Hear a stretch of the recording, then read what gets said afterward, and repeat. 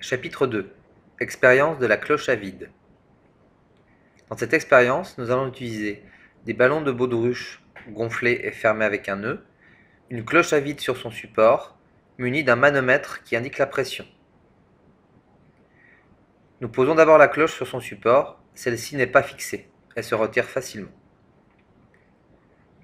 Nous la replaçons, puis nous commençons à pomper pour faire le vide à l'intérieur de la cloche. L'air est progressivement expulsé de la cloche. Le manomètre indique une baisse de pression.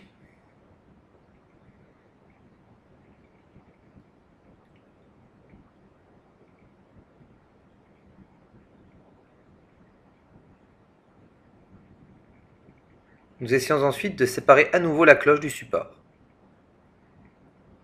Nous ne parvenons plus à retirer la cloche du support.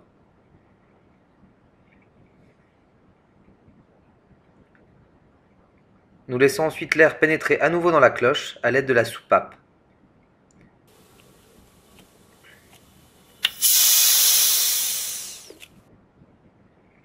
La cloche peut alors être facilement séparée de son support.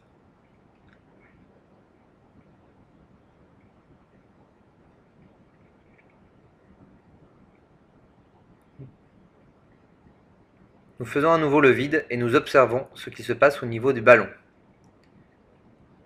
Nous voyons nettement le ballon prendre du volume. Il gonfle.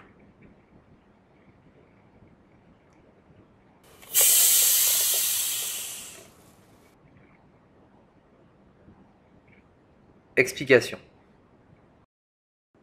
En expulsant l'air de la cloche à l'extérieur de celle-ci, le nombre de molécules à l'état gazeux diminue. Il y a donc moins de chocs moléculaires sur les parois internes de la cloche. La pression à l'intérieur de la cloche baisse et devient plus faible que la pression atmosphérique extérieure qui, elle, n'a pas varié. La cloche en plastique reste bloquée sur son support sous l'effet de la pression atmosphérique extérieure qui est plus forte que la pression de l'air intérieur et plus forte que nous, puisque nous n'arrivons pas à la séparer du support. Les ballons de baudruche sont moins écrasés puisque la pression autour d'eux diminue. L'air à l'intérieur des ballons peut prendre plus de place, il gonfle. En conclusion, nous pouvons dire que cette expérience met en évidence l'existence de la pression atmosphérique, ainsi que les effets d'une différence de pression de chaque côté d'un corps, dans nos exemples, la cloche en plastique ou le ballon de baudruche.